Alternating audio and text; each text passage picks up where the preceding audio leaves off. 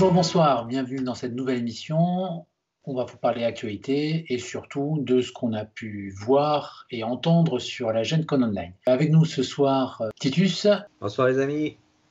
Et Chabalou. Salut la compagnie. On a regardé, nous trois, puis je suppose que vous aussi, vous avez dû regarder la GenCon Online de Simone avec Fabio et Michael font déjà cette présentation de l'ensemble des boîtes d'attachement qui vont sortir, enfin l'ensemble, pas entièrement l'ensemble, mais la grande majorité.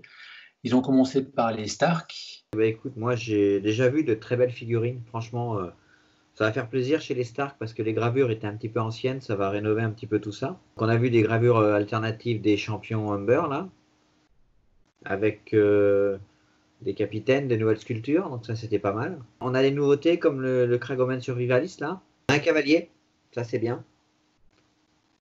Il est sympa ce petit cavalier, il est dynamique là. Le garde de Winterfell là, c'est une nouveauté ça.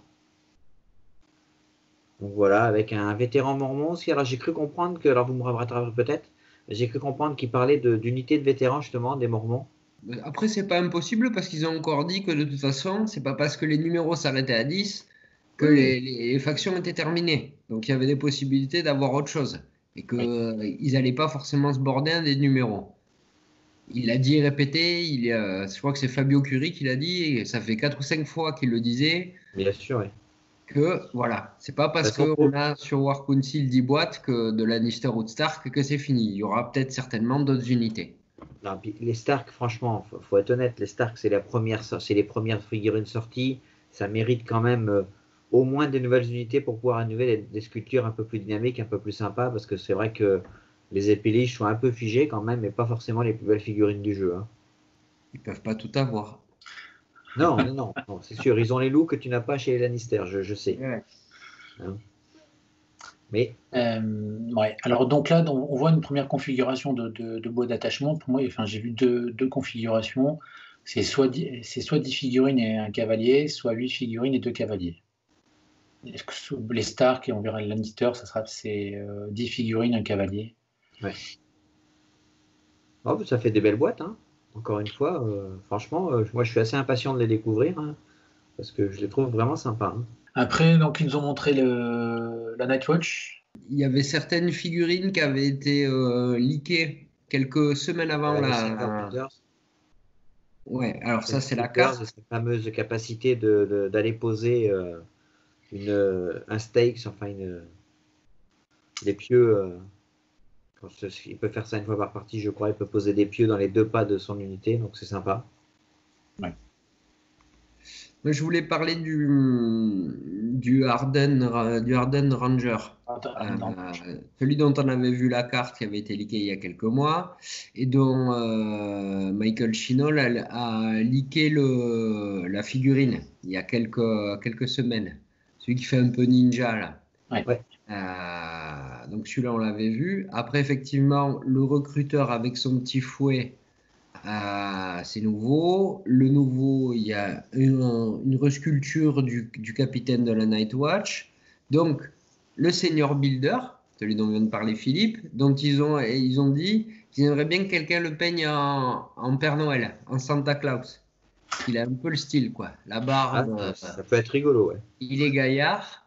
Et donc après, le Watch Marshal. Alors le Watch Marshal, il aura 2 profils parce que ça sera une unité solo aussi. Ça a été annoncé par Michael Chinol. En plus d'être un attachement d'unité, ça sera une unité solo. Donc ils vont avoir une petite unité solo, la Watch. Voilà. Avec Ghost.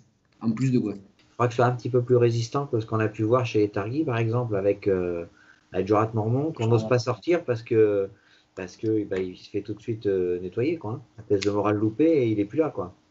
Oui, mais parce que personne n'aime les losers. Il avait qu'à réussir à emballer Daenerys. Voilà, c'est tout. Ah ouais, mais ça. Oui. La friend zone, hein. Oui. Il faut en sortir. C'est le plus dur. C'est ça. On enchaîne avec la boîte de Lannister. Là, il y a des très, très, très, très, très, très belles figurines. Ouais, ça, c'est vrai, je te l'accorde. Elles sont magnifiques. Ah ouais.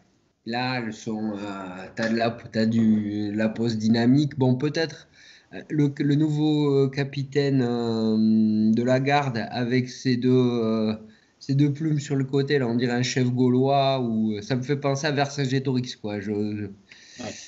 Mais bon, bref. Sinon, après, le vétéran d'assaut est très bien. Le champion de la foi, bon, ben tiens, il est un champion de la foi avec un bouclier, donc c'est cool.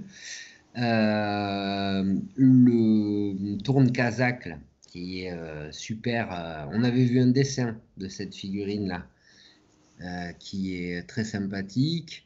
Michael Chinol avait fait un podcast sur les Lannister et avait parlé des nouveaux attachements.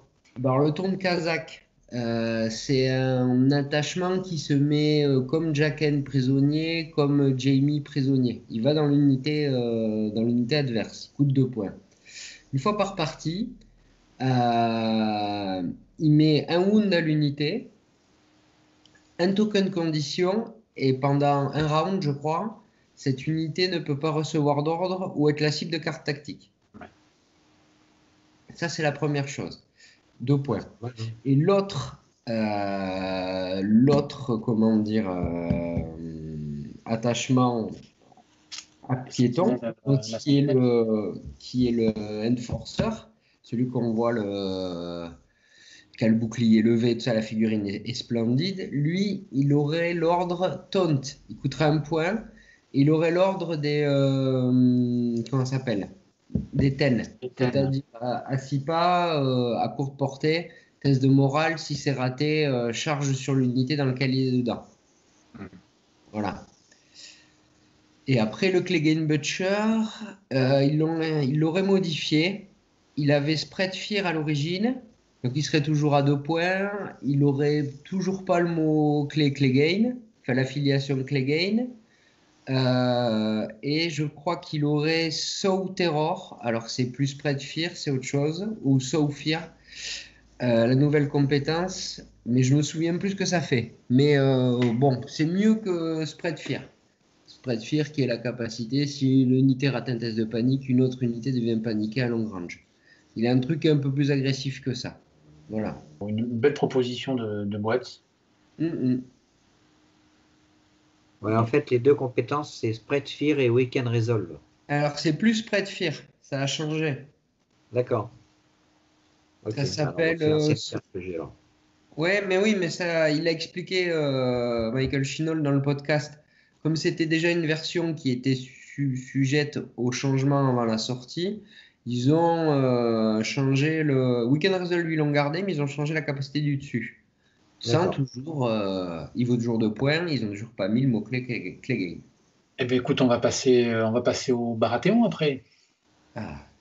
Les Baratheon, elles sont magnifiques, les figurines. Moi, j'adore. Alors, franchement, elles sont qu'est-ce qu'ils nous ont mis alors? Dedans, il y a une nouvelle sculpture pour le noble des Stag Knights. Il y a une nouvelle sculpture pour le Master Warden. On a un noble, donc un noble à cheval, là, le Dragonstone Noble, cherchez le nom exact. On a une prêtresse rouge, donc ça c'est bien. Ça permet d'avoir une figurine alternative, mine de rien, parce que quand tu récupères la boîte de l'or, tu en as une dedans. Et comme c'est des figurines qu'on risque quand même de retrouver dans les armées type Estanis et Erlor, c'est bien de pouvoir voir si tu as deux prêtresses, d'avoir au moins 2 sculptures différentes. Donc voilà. Après, il y a du côté Renly, il y a un capitaine de Haut-Jardin. Pareil, peut-être que ça appellera une nouvelle unité, je crois, qu'on a l'air d'aller piquer. Enfin, moi, je suis vraiment enchanté, hein, vraiment. Toute leur boîte, là, moi, depuis que j'ai vu les figurines, je suis assez fan. Hein, je vois déjà comment on peut s'éclater en peinture. Et la troisième figurine, c'est celle du milieu, c'est quoi? Stormguard Sentinelle. Alors, moi, je pense que c'est encore du Renly. Ah oui. Parce que Sorn, c'est les épines. La garde d'épines, enfin, je crois, hein, si mon anglais est correct, parce que je me trompe, mais je crois que c'est bien ça. La garde des épines, Rose Highgarden, Tyrell, Renly, quoi. Ouais. Ça me semble ce qui serait logique, puisqu'il y a 2 attachements Stannis. C'est ça. entre la prêtresse rouge et le Dragonstone Noble. Et il y aurait 2 attachements Renly, ça serait logique aussi. Donc je pense qu'il est Renly celui-là. Ouais. Lui qui Oui, est. parce qu'on a 2 et 2, plus les 2 Ouais, sculptures rénovées. Les suivants qui sont sur les Free Folk. Donc on a enfin vu les 2 sculptures des War Mammoth. Qui sont quand même superbes, hein, franchement. C'est bien sur un gabarit solo, enfin grand gabarit solo. Mhm. Alors, c'est les gabarits d'artillerie, hein. C'est des balises. C'est le gabarit des machines de la Night Watch, ouais. Ouais, c'est ce gabarit-là. Ça sera le gabarit des Rackars d'ailleurs, ça a été confirmé par Ah, Fabio très bien. Touré. Voilà. On sait juste que ce sera violent, très violent, c'est tout ce qu'ils ont dit, que ça ferait des dégâts à la fois chez l'ennemi mais aussi chez les amis. Ouais, si les choses tournaient mal, ça pouvait faire des. Ils ont une attaque de piétinement, stomping là, et en fait, ça peut apparemment, alors sans dire quoi, mais il y a des possibilités pour que ça fasse des dégâts aussi chez le free folk. Mm. Peut-être suite à un test de panique raté, l'animal panique et piétine tout ce qu'il a autour. C'est pas improbable. Après, bon, c'était pas lors de cette conférence, mais dans la même semaine ou un petit peu avant, on a pu voir d'autres figurines pour les Free Folk. La première que l'on voit là, avec les deux haches, pour vous, c'est quoi? Je pourrais pas te dire. La deuxième, ça paraît être un guerrier Ten. Oui, un C'est attachement antenne, à mon avis. Mais je pense que c'est le Valrus Clan Chieftain, celui-là. d'accord. Je crois que ça pourrait être lui. Genre, Chef de clan, ouais, ça peut. Ouais. ouais. Ou alors, effectivement, c'est parce que ça ne ressemble pas au Chosen of Steer alternatif. Je pense que Non. c'est le Valrus Clan Chieftain, celui qui a un ordre qui donne, c'est pas un ordre ou une capacité, qui fait que l'unité, elle a les mêmes règles que le géant pour l'absorption Ouais, des c'est un dommages. PV. Voilà. Faire un PV par tranche de wound. Exact, ouais, ce serait peut-être ça, ouais. Ouais. Alors là, si tu mets ça dans des tens, c'est déjà costaud. Ouais, mais ça veut dire que tu mets pas ce tir, enfin bon. Mais c'est vrai que c'est bien, cela dit, c'est un C'est bon. toujours bien, hein, cette capacité. Hein. Quand tu la joues sur tes Lannister, quand tu sors ta carte où tu prends que 2 wounds enfin, une blessure par tranche de 2 wounds, Ouais. ça pique toujours un Oui, peu. oui, Hein. oui. Ah ben ça change les games, hein. Au lieu de te faire OS Impact, il est encore là, puis il peut te casser les pieds. C'est ça. Donc, Et après, on a un troisième visuel. ouais. Et je crois que ça pourrait ressembler à peut-être, alors peut-être, hein, comme elle a une lance, une sculpture alternative de la Spearwife matriarche. L'attachement des Spearwife, des piqueuses. Ouais. Ça Ça peut pourrait. ressembler, ouais. Ouais. Alors c'est dommage parce que j'en avais déjà une. Vu qu'on gagnait en tournoi Ah oui. le GNK2. Oui, c'est vrai. Mais tu l'avais aussi dans le. Tu avais un Watch Recruiter alternatif aussi. Exact, oui, oui, oui. On peut se dire que ça fait partie, ça va faire partie de la boîte d'attachement des Free Fall, de toute façon. Hein. Ouais, Ces trois-là, parce que là, ils ne nous l'ont pas montré, mais ça prouve bien qu'il en existe. Hein. après, on a eu des visuels sur les Greyjoy. Ouais. Le contenu du starter. Donc, il y a les Ironborn Reverse. Encore une fois, on sent plus de maturité dans leur sculpture, tu vois, elles sont beaucoup plus dynamiques, il y a plus de pauses, enfin, ça rend le jeu plus sympa, tu as plus de drapés, enfin moi on sent bien Ouais. il y a eu plus de travail sur les figurines et le résultat est quand même assez sympa, quoi. Hein. Ouais. Enfin, on dirait des Ten qu'on couchait avec des Stark quand même. Hein. Je suis d'accord. Alors, on n'a pas les noms des sculpteurs puisqu'on n'a pas les boîtes, mais il faudra regarder, mais je pense que C'est pas impossible, ouais. on est de la même trempe. Ouais. Ouais, Ouais, bah, c'est le sculpteur spécialiste pour sculpter les Nordiens, quoi. Voilà. ouais, mais encore une fois, enfin moi je suis pas déçu, quoi. Hein. Ah non, non, non, elles sont jolies. Elles sont jolies, mais après, faut aimer ce style-là, quoi. De la hache, de la barbe et un nasal, quoi. Oui, ça fait guerrier viking qui sort de son bateau, tiens, c'est bizarre. C'est ça. Il manque juste les coulures de binouze, là, tu vois, c'est le long de Ouais. et des petits Tu bouts leur as de... mis des boucliers ronds, on y aurait cru, quoi. Hein. Ouais, c'est ça, ouais. Mais eux, ils n'ont pas de bouclier, ceux-là. Quand tu vois Non, les non, stats, ceux-là, en ils en plus, ont pas. Hein. c'est des Faut leur dans le unités, dos parce qu'on les voit pas bien. unités légères. Mais c'est vrai que le petite sèche là, sur le porte-étendard, elle est sympa aussi. Ah oui, bah, Ouais. c'est typé, c'est sympa. Moi, Mm. je suis assez fan. Ouais. Ouais, même les Harlow aussi, ils sont pas mal. Moi, les archers sont, moi, je trouve moins Bah, originaux. c'est des archers, quoi. Pas grand-chose à dire. Non. Voilà, là pour le coup, tu vois, les archers retrouvent des poses assez simples. Et on sent qu'il n'y a Ouais. pas eu de trop travail dessus. Les deux autres, tu vois, sont beaucoup plus travaillés. Enfin, Ouais. ouais, je suis d'accord avec vous. Les archers, c'est assez simple. Et après, bon, ils ont montré les héros du starter. Alors là, par contre, là, Ah ouais. là, il n'y a Un papa. mec avec sa grande hache, là, je crois qu'il s'appelle Victarion, là. Ouais, ouais, ouais. Il est Là, il n'y a pas papa mal. quand même. Alors par contre, enfin, je ne sais pas pourquoi ils ont agrandi sa figurine, mais elle est pas si grande. On voit au niveau du socle qu'il a été agrandi, quoi, Ouais. visuellement. Ouais. Oui, c'est vrai. Ouais, je pense qu'il voulait la montrer parce qu'elle est belle, quoi. Ouais.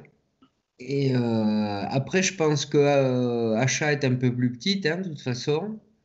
Euh, Après, enfin, le tif trempé, là, enfin, c'est Jésus avec sa couronne d'épines, sérieux. Mais non, après, la figurine va être jolie. Mais c'est vrai que Victarion, Ouais. Victarion, elle est son- chouette, hein. ouais, on dirait qu'il a un homme d'elfe noir, tu vois. Ouais, on se L'exécuteur demande même si de. c'est pas une tête de mort ou un truc comme ça. Ouais, ouais, on dirait pour ceux qui ont joué à Warhammer Battle, un exécuteur de Harganet, un truc comme ça, quoi. Il a une tête d'elfe noir. Enfin, un homme d'elfe noir. Ouais. Donc là, on avait quelques infos déjà sur leurs règles, et là, ils ont dit qu'il y avait une nouvelle carte de commandeur, carte tactique qui permettait de faire qui se jouait après une action d'attaque et qui permettait de faire une deuxième attaque avec le profil le plus faible. Ouais. Je crois que c'est une carte de Victarion, d'ailleurs. Ils ont expliqué que Achat, c'était plus dans le soutien à l'armée, le moral, les choses comme ça. On va chez une faction qui, enfin, je suis assez impatient de voir tout ça sur les tables parce que ça va être différent, à mon avis, en termes de jeu.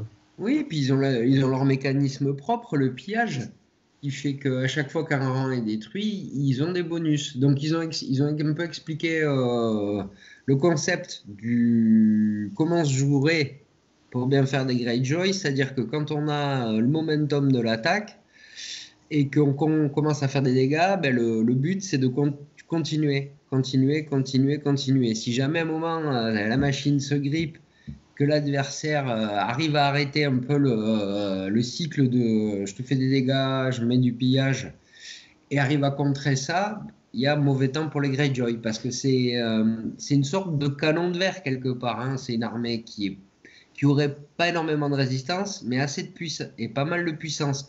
Donc il faudrait garder l'élan de la de l'attaque initiale et continuer à affaiblir l'adversaire rapidement pour pouvoir Ouais, tirer le maximum de cette faction, de ce qu'on ouais, nous mais dit. c'est les factions là que où tu peux stocker jusqu'à 2 points de pillage qui te donnent des bonus dans tes attaques suivantes que tu peux dépenser. Ouais, Donc oui. ça, c'est bien ça. Ça, c'est la mécanique globale propre à l'armée Greyjoy, ouais, le pillage. Ils ont fini quand même par nous montrer les dragons, les 3 dragons des Targaryens, plus une nouvelle figurine de Daenerys. Ouais. Donc sur les 3 dragons, on avait déjà vu celui du fond, Mhm. il avait été teasé, on Ouais. avait les 2 autres, et on a eu la carte des dragons, une entièrement, et les autres, on ne les a pas vus. Donc caractéristiques de base, hein, mouvement de 6 avec capacité de cavalerie, 8 points de vie, attaque Mouvement de short 6 avec range. ignore les autres unités, hein. Comment, pardon? Oui, Avec mouvement de une 6. capacité spéciale qui ignore les unités. Donc c'est comme de Et la les cavalerie. terrains. Ouais, et les terrains. Donc Attaque courte portée ou corps à corps. Armure à 4+, et sans peur, pas de, pas Ouais, de, pas pas de de morale. panique. comme une machine de guerre. Et surtout, on a au niveau de l'attaque, on a le symbole de compétence innée qui fait que on ne peut pas lui enlever cette aptitude-là.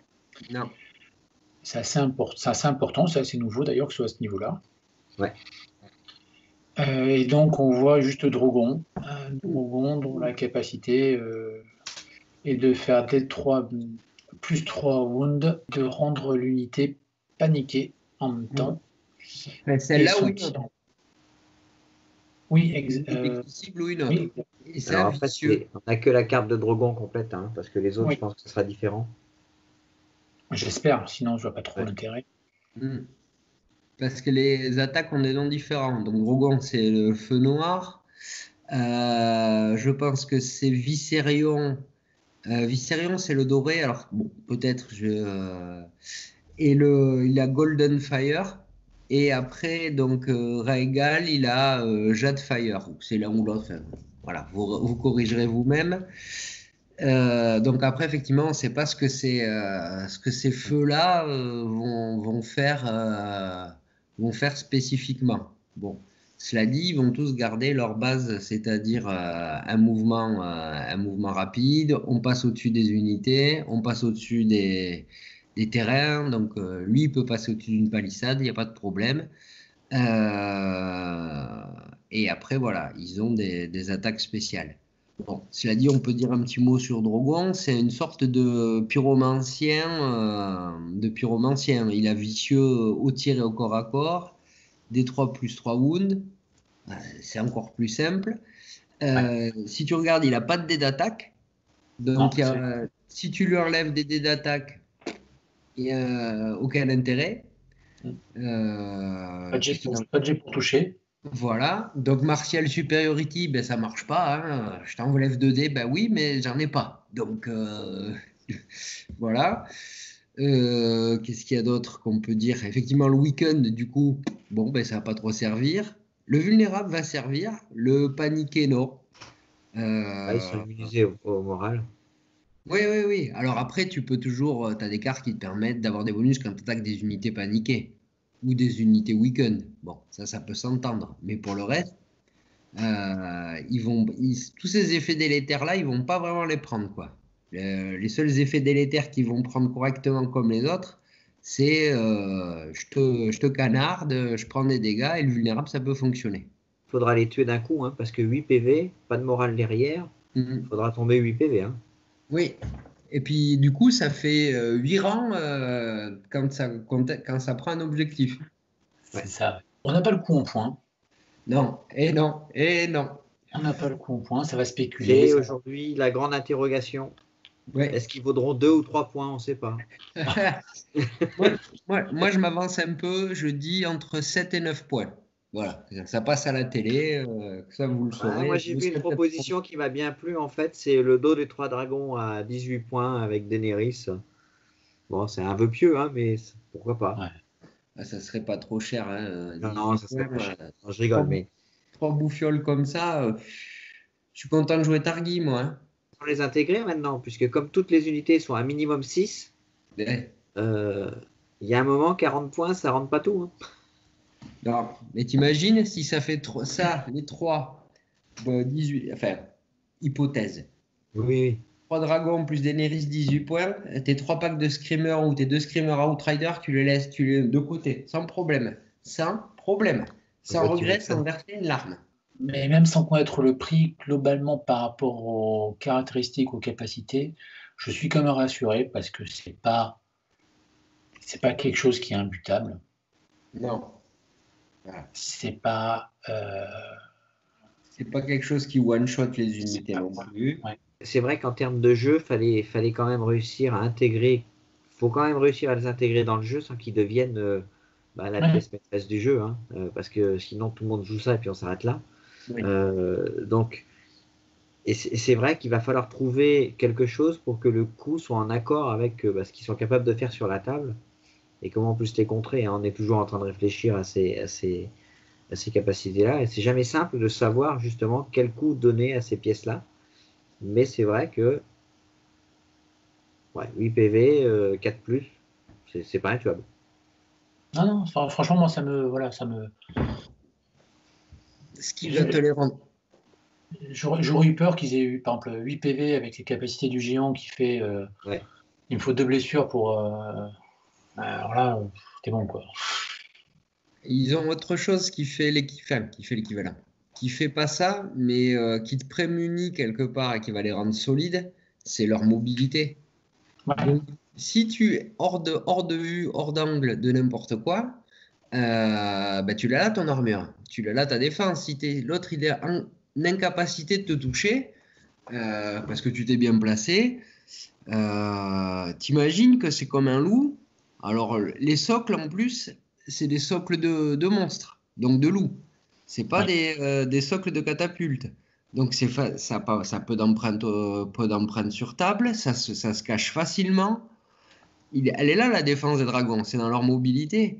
Non, mais Sans bien sûr. compter les cartes Targi, tu charges, tu fais hit and run ou machin. Enfin, il y a plein de possibilités pour en fait l'endurance des bêtes. Parce qu'en plus, tu peux pas leur mettre tu peux pas leur mettre par exemple Mélissandre. Tu peux pas. Ouais. Ah, ils ont pas. Donc tu vas pas leur enlever des PV comme ça. Tout ce qui est des bursts à distance par des effets, ils peuvent éventuellement perdre des 3 wounds tu vois, Pain Mutiny chez les Lannister, tu leur poses pas. Tu peux leur mettre des pièges, des trappeurs, des choses comme ça, c'est possible si tu commences dans les 12. Bon, effectivement, ils peuvent perdre des wounds là-dessus, mais sinon, c'est très compliqué de les attraper, vraiment. C'est. Mais d'accord, mais d'un autre côté, tu fais un tir d'arbalétrier, moi je trouve que c'est pas intuable. Voilà. Oui, non, mais bien Tu veux, sûr. tu peux pas, Bien c'est pas. sûr que c'est pas intuable. Regarde, tes archers, tes arbalétriers font généralement ils font 7 tirs. Voilà. Et eux, ils ont 8 PV. Donc ça permet quand même un peu de résilience face à ce tir, ce qui est un peu logique. Et non, je trouve que c'est pas mal pensé. Hein. Après, je te dis, à voir, à jouer sur la table, comment ça va être, quelles vont être les règles, quelles vont être les coups, comment on les intègre. Est-ce qu'on jouera les trois? Est-ce que tu seras obligé de choisir un dragon ou choisir l'autre? Je sais pas. Hein. Ouais. Pour enchaîner, puisque ça va influencer les dragons, il y a la nouvelle Daenerys qui est présente, et on voit une de ces cartes de commandement qui permet à un des dragons de faire une action d'attaque gratuite. Ouais. Quand l'unité de Daenerys s'active, ça veut donc dire qu'elle est générale sur table. Et général sur table. Voilà. Et le dragon, il faut qu'il soit à courte portée de l'unité de Daenerys. Je pense que derrière Dragon's Flight, ça sera un mouvement. Ouais. Et Fire Made Flèche, peut-être de la résistance. Peut-être une carte de heal ou je ne sais pas, une carte de défense. C'est possible. Ouais. Ce sera donc une unité d'attachement. C'est moins costaud que si ça avait été une UNC. Quoi. Ah, mais attends, ça c'est la première version. Il y a un profil UNC. Eh oui. Il y a la Queen of Myrrine, ils en ont parlé. Oui, c'est-à-dire mais ce ne sera pas la même carte. Ah non, ça ne sera pas les mêmes cartes, non. Ça ne sera pas les mêmes cartes. Ça, c'est la carte d'Annie, je sors mes enfants, on va se balader dans la campagne. Il y a la version d'Annie qui est sur son trône dans la pyramide de Myrrine, là, et qui fait la reine. Et alors, là, on peut estimer qu'il n'y a pas les dragons, hein, parce qu'à l'époque, les dragons étaient encore sous la pyramide et Drogo n'était plus là. C'est ça. Donc, il n'y aura peut-être pas d'interaction avec les dragons, mais alors, c'est là où d'autres... De toute façon, c'est toujours faut faire un choix. Mais, vu la puissance des bouffioles, des bestioles, c'est logique que tu puisses ne pas avoir ton général UNC plus tes dragons. Parce que... Oui, bien sûr. Voilà, c'est une manière. On sait tous qu'un général UNC, c'est des économies en points dans une armée.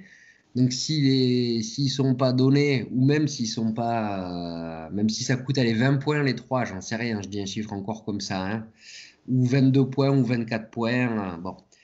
D'avoir le général UNC, ça te fait déjà une UNC, une acti gratuite, et en plus, après, tu peux combler avec le reste. Si là, tu es obligé d'avoir une unité chausson pour Daenerys, plus les dragons, ça a forcément limité. Et tu peux, en fait, ils ont essayé d'équilibrer aussi comme ça, quoi. Ouais, mais tu peux très bien aussi imaginer que avec les deux profils, tu auras un profil où tu pourras intégrer les dragons, voire qui permettront d'intégrer les dragons, la Mother of the Dragon, et l'autre où tu ne pourras pas les intégrer, puisque de toute façon, Tu vois ce que je veux dire? Ça pourrait être une limitation aussi, d'avoir Mother of Dragon qui intègre forcément les dragons, qui permet cette intégration dans la liste, alors que les autres non, un peu dans le style d'Aria qui permet d'intégrer aussi Lio Forel. Oui, ils l'écriront sur le revers de la carte, par exemple. Sûr, tu peux les aligner, ou comme la Kingsguard, tu peux un l'aligner. genre d'affiliation, genre de ce que tu veux, mais voilà, ça peut, enfin, on espère que ça sera comme ça, parce que voilà, enfin, quand tu regardes la boîte de Héros 1 qui est sortie des Targaryens, c'est vrai qu'il manque ce général NCU à 0, hein, donc si Daenerys peut être celui-là, ça peut être sympa. Hein. Le plus gros point qui pourrait éventuellement être un point noir, c'est le coup. Parce que même s'il n'y a pas la résistance de fou, et encore, je redis ce que j'ai dit, la mobilité, l'angle, le placement va faire que ça peut durer longtemps, c'est bête. Et les dégâts, ben mine de rien, c'est D3 plus 3 wounds, donc ça fait de 4, enfin de 4 à 6. Faites des calculs rapides pour arriver à même 4 wounds minimum sur une unité, il faut un certain nombre de dés. Donc ça va faire la même chose en plus rapide, sans lancer de dés. Ça va bypasser ça va shunter plein de dispositifs défensifs de plein de factions. Moi, je les trouve vraiment très forts. Ils amènent un nouveau truc. Regarde. Mais à la première c'est avec les seuls qui vont pouvoir se déplacer n'importe comment, n'importe quand. Alors que là, jusqu'à présent, tes déplacements interdisaient un peu des déplacements des autres. Oui, mais là, ils sont libres. Et justement, il y a ça. Et comment dire, ils ont plein de choses pour passer outre les modes de combat traditionnels, ce qui est un peu logique. Parce que les dragons, que ce soit les Westeros, les Nordiens, ceux de Westeros ou ceux d'Essos, ils n'en voient pas. Donc quand tu vas arriver avec une unité comme ça, c'est un peu game changer, quoi. Et même si c'est pas game breaker, c'est game changer. C'est-à-dire qu'ils ont plein de capacités, ne serait-ce que dans leur petit texte, entre les lignes, ce qu'ils vont pas permettre à l'adversaire. Donc moi, je le trouve vraiment très très fort, quoi. Très très fort. Mais c'est parce que toi, tu as fait un pari entre 7 et 9. Et en effet, si c'est 7, pour moi, c'est pas assez cher. Mais bon, Mais même 9. Même 9, c'est bien. 27 points, je mets les 3. Hein. Oui, mais... Le coup en point va être difficile à placer, puisqu'en fait, pour être clair, encore une fois, si vraiment ils apportent tellement de nouveautés, et si ce que tu dis est vrai, et je le pense, le déplacement, le changement de jeu, le méta, tout ce que tu veux, tout ce que ça va amener de nouveau, même 9 points. À partir du moment où tu es capable de faire changer le dispositif adverse avec une nouvelle unité, tu les mettras. Tu vois, on le voit avec les zones solides. Pourquoi tu joues les zones solides en Targi? Parce que jusqu'à présent, tu n'as rien qui peut faire ce que font les zones solides. Donc, voilà, et ils valent 9 points. Et pourtant, les gens jouent des fois une, voire 2 unités. Donc, ça prouve bien que des fois, le coup en point n'arrête pas tout, quoi. Enfin, moi, en coup en point, moi, je les vois à 10, hein, mais, voire plus, hein, mais je vois à 10. Ouais. Moi, je les vois à 10. Ouais, moi, je les vois... Ouais, c'est ça. 3 dragons, 10 points, 5 points la Mother of the Dragon... Et puis on prend Illyrio pour réactiver, et puis on est bon. Je crois. Honnêtement, non. Parce que. Je sais pas. Autant il y a une explication.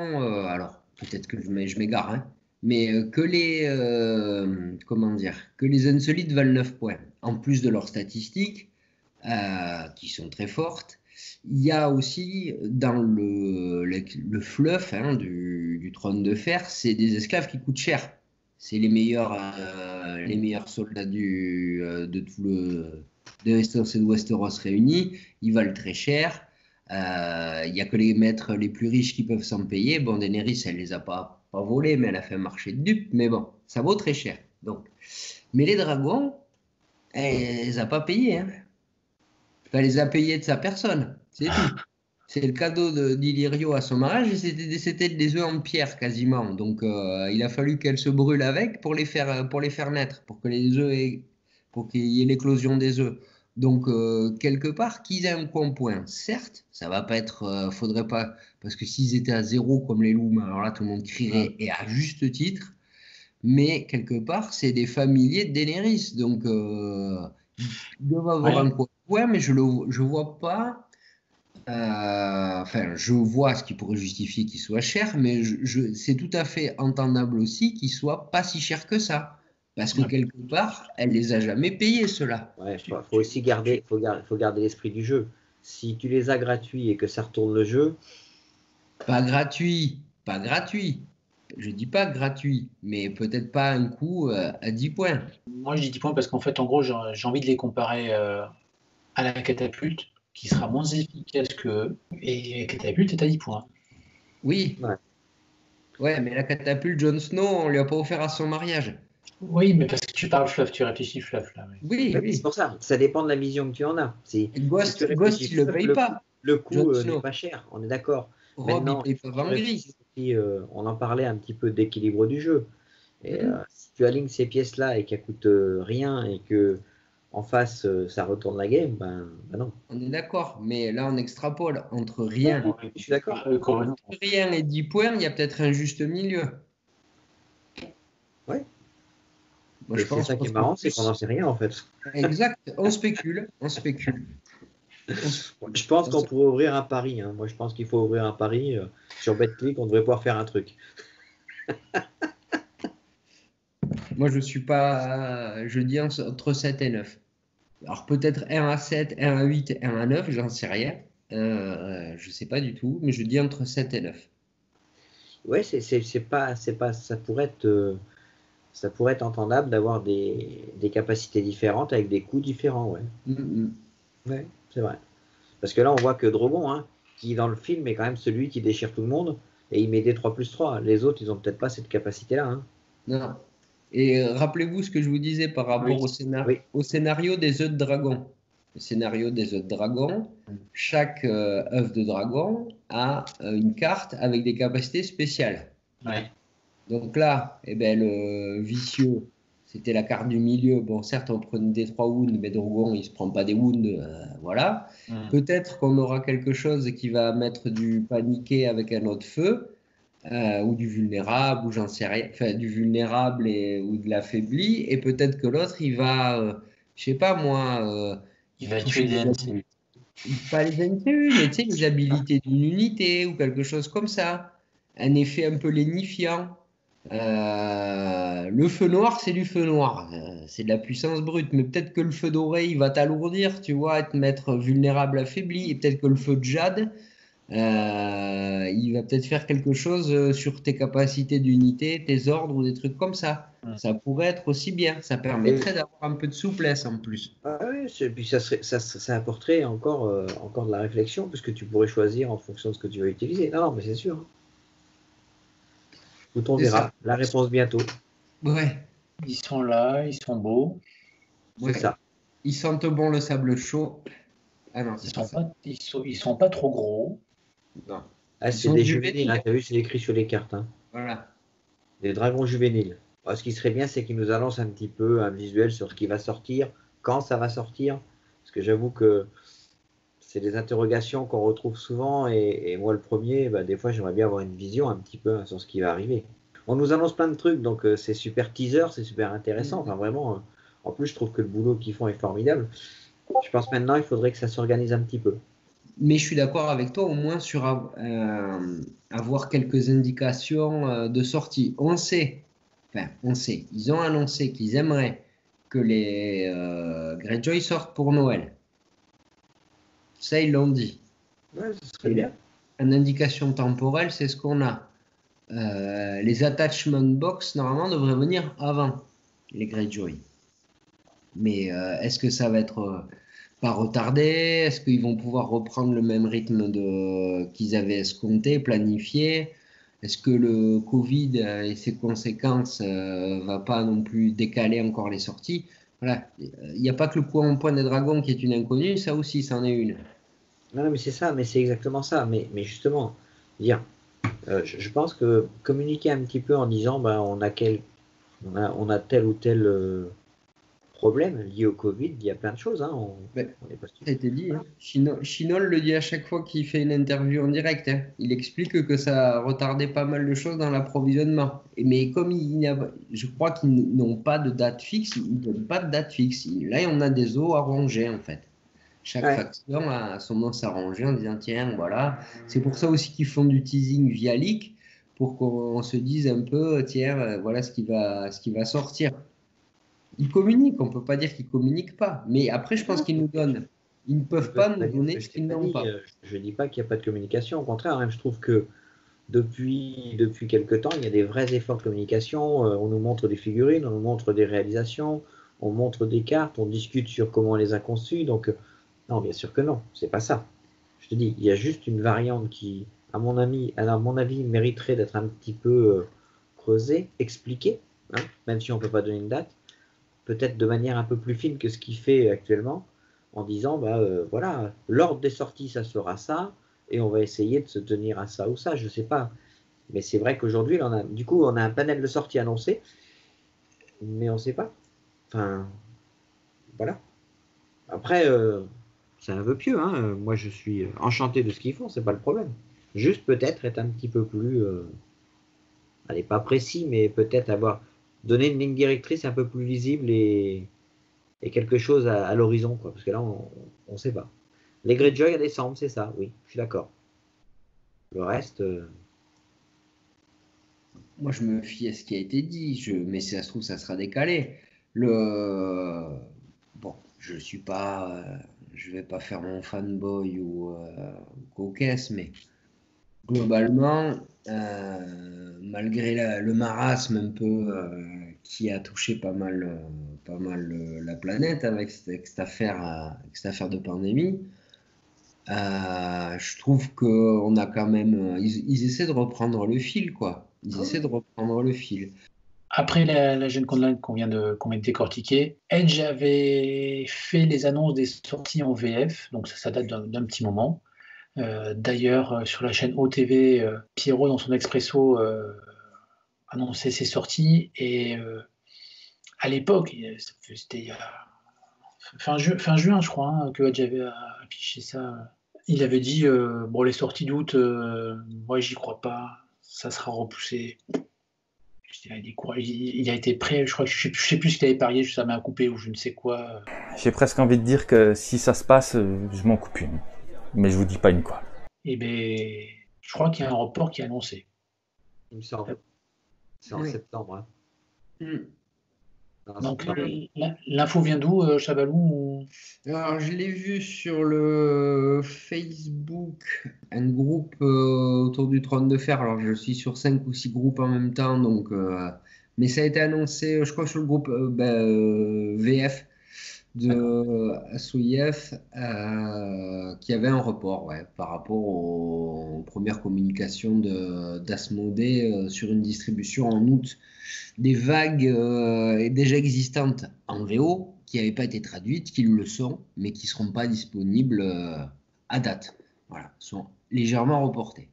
Ouais, je crois que c'est le 11 septembre. Là, je suis sur le site, je crois que c'est ça. Autre actualité, c'est la sortie officielle du nouveau site de Mathieu, donc assoif.fr, sur lequel il nous a concocté de très bons articles qui commentent les sorties annoncées à la Simone Virtual Expo, mais aussi qui fait des interviews de Nicolas Fuseau, questions-réponses assez intéressantes, assez riches, et que je vous invite à lire. Le 8 et le 9, il y a une deuxième Simone Expo en Asie virtuelle et qu'il y aura aussi des interventions des concepteurs du jeu, donc peut-être d'autres annonces. Ça, par contre, je n'ai pas d'informations sur le contenu, mais il y a une deuxième Simone Expo le week-end prochain. Simone Virtual Expo Asia. Voilà. Donc, restez branchés. Hein. On va parler un peu maintenant de ce qu'on a vu sur les chaînes YouTube.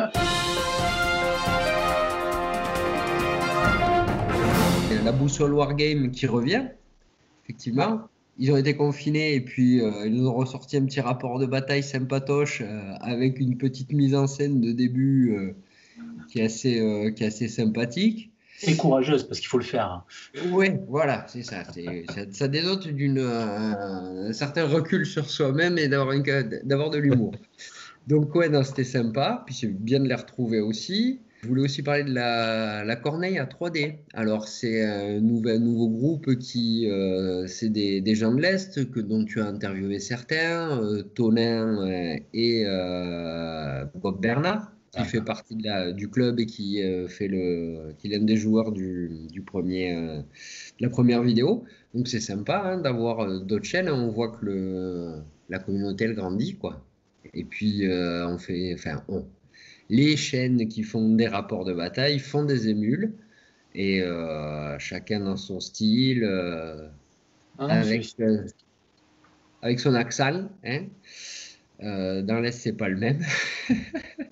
Mais c'est sympa, c'est toujours très sympa de voir des gens qu'on côtoie, qu'on rencontre aussi, soit autour d'une table, soit derrière un écran d'ordinateur, en tout cas via des communications Discord, et c'est sympa de les voir se lancer, quoi. Donc c'est cool. Ouais. On a Papa Wargame là, qui fait son premier rapport de bataille à Soif. On a le Dingue de Jeu qui se remettent aussi à faire rapport de bataille à Soif. On a toujours Wallo Miniature qui enchaîne les lives, plutôt des lives, hein, mais c'est riche, c'est intéressant, on va voir. On a Creative Wargame qui a fait son rapport de bataille 50 points, qu'on vous invite à regarder. Voilà, après, bon, il y a d'autres et anciennes chaînes qui continuent à faire des rapports de bataille ou des séries de vidéos sur les cartes de commandement, Big Top Gaming, choses comme ça. Ah si, on a la chaîne Assoif Stats qui s'est lancée. C'est l'aspect statistique hein, qui ressort, donc c'est un angle moi je trouve qui est difficile à attaquer quand même. Ça marche bien pour les anglo-saxons. Ils biberonnent à la stat. Donc, mais c'est vrai. C'est culturel. Tu regardes tous les gosses, ils ont des cartes de joueurs de baseball, de basket avec des stats partout, des chiffres, des machins. C'est comme ça qu'ils tournent. Nous, c'est vrai qu'on n'a pas cette. Quand j'avais mon album Panini, mon image de Michel Platini, il n'y avait pas son nombre de buts. Hein. Elle était brillante, j'avais de la chance, elle n'était pas brillante. Bon, ben j'avais Michel Platini dans mon album, tu vois. Je dis ça parce que j'ai 40 ans, les gens. Donc c'est pour ça que moi, Michel Platini, ça me parle. Ou Jean-Pierre Papin. Mais pour vous, ça va. Pour nos jeunes auditeurs, ça ne va pas leur parler. Mais donc, c'est vrai que la stat, ça fait partie de la culture anglo-saxonne. Les Anglais, les Américains, ils marchent beaucoup à la stat. Et puis, ils ont besoin de ça. Pour eux, c'est une évidence. Ce jeu, ils pensent que, je pense qu'ils n'ont pas forcément tort, que ce jeu est construit sur des rapports statistiques. Et donc, en les décortiquant, on peut arriver à la quintessence du jeu. C'est mettre sous le boisseau la part de hasard. Je ne vais pas lancer Titus dessus parce que sinon, il va falloir faire 3 émissions. Mais pourtant, il est bien prégnant, le hasard. Et je ne suis pas en accord avec ce qu'ils disent quand ils expliquent que la malchance n'a rien à voir dans une défaite, que les bons joueurs, ils pèsent les risques et ils prennent les risques quand il faut. Ça, oui. Mais la façon dont ils le tournent, c'était que le hasard, en fait, intervient très peu. Alors que je trouve qu'il intervient beaucoup. Et quand on voit que 75%, je fais une stat, un pourcentage des relances qui existent, c'est des relances négatives, il n'y a qu'une relance positive, c'est j'ai raté dans une charge. Tout le reste, c'est des trucs qui nous pénalisent. Moi, j'ai du mal à me mettre en accord avec le fait que le hasard n'a pas sa place et une grande place. Alors, bien sûr, pas tout, mais voilà. Donc, moi, c'est la limite, effectivement, sur les stats. Tu vois, je suis un peu comme toi, je ne suis pas forcément un grand fan. Je ne construirai pas mes listes avec leurs données, quoi. Je les fais comme j'ai envie de les faire et comme je pense qu'elles doivent fonctionner. C'est peut-être pour ça que ça ne fonctionne pas tout le temps, d'ailleurs, mais c'est la richesse de jeu. Je me dis que si jamais on devait faire c'était tout rangé dans des cases mathématiques et que forcément celui-là, tu ne peux pas le prendre parce qu'il a 75% de taux d'échec, ok, ben moi je trouve que non. Ce jeu est bien pour ça parce que même des unités, on pense de prime abord qu'elles n'ont pas leur place ou qu'elles sont, parce qu'elles, pour diverses raisons, ou trop chères ou pas assez fortes, ou elles encaissent pas assez ou elles tapent pas assez. mais c'est des synergies à les trouver et peut-être qu'un joueur particulier aura envie de donner la chance à cette unité, ce commandeur, qui tu veux, et parce qu'il a sa façon de jouer, parce qu'il a pensé sa liste, il l'a articulée d'une certaine façon, il obtiendra des très très bons résultats.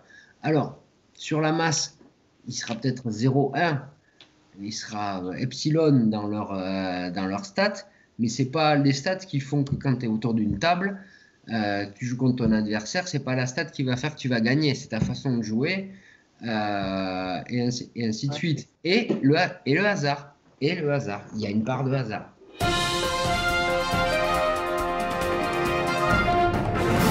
Et au niveau tournoi, sur le mois de juin, évidemment, tous les tournois ont été annulés. Au mois de juillet, ça avait commencé par Maxi Rêve début juillet, qui avait fait un bon tournoi à 24 joueurs, complet.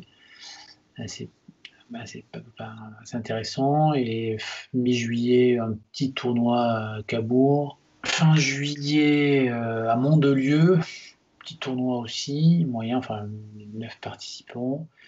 Donc là, les prochains au mois d'août, c'est celui de Besançon. Ils sont déjà, qui est le week-end prochain, enfin le week-end du 8 août, une vingtaine de participants. Donc ça commence à reprendre. En suivant, on va voir à Toulouse fin septembre. Oktoberfest. Oui. L'Oktoberfest, oui. Et la préparation avant, un mois plus tard, le mot 2. En parallèle de ça, sur TTS organise un tournoi par équipe. Alors c'est plus une équipe pour marquer des points ensemble. Il n'y a pas d'histoire de pairing, etc. Ils appellent ça la TTS League, hein, c'est la Northern TTS League si je ne me trompe pas. Et en fait l'idée c'est de constituer des équipes de 4 joueurs qui vont donc rentrer dans des poules de 8 équipes. Ces équipes vont s'affronter dans un genre de mini-championnat. Pour le fonctionnement, il y a les 4 matchs, on retient les 3 meilleures performances. Voilà, ça fait marquer des points à ton équipe. Et puis, à la fin du championnat, il y a un classement. Et alors là, après, j'avais lu, alors je ne cache pas que j'avais lu un petit peu en travers, mais le classement disait que les 4 meilleurs de chaque poule se rencontraient dans une autre et les 4 dernières ensemble pour refaire une ligue, sachant que derrière, ils relançaient une autre poule avec une autre ligue à partir, c'était du mois d'octobre, hein, si je ne me trompe pas. Donc voilà, donc à suivre pour au moins voir un petit peu comment sont constituées les listes. Moi, j'y regarderai un petit peu de mon côté pour voir ce qu'on trouve dans les équipes, quoi, comme liste, comme armée, voilà. On va clôturer cette émission par une très bonne affaire. C'est l'atelier Torek. Donc Anthony nous propose la sidebar VF à moins 32%. Donc profitez-en, c'est quantité limitée, mais il y en a quelques-unes. On trouve que c'est une très bonne affaire. Alors c'est pas la version avec la case supplémentaire pour les Targaryens, mais ça correspondra à 95% de vos parties, voire plus. Très très bonne qualité son matériel, c'est formidable et vraiment j'adore. Bon, mais merci à tous. On revient rapidement avec vous par rapport à la Simone Expo Virtual Asia. Et on vous souhaite à tous une bonne semaine. À bientôt. Bye bye. Ciao les amis. La compagnie.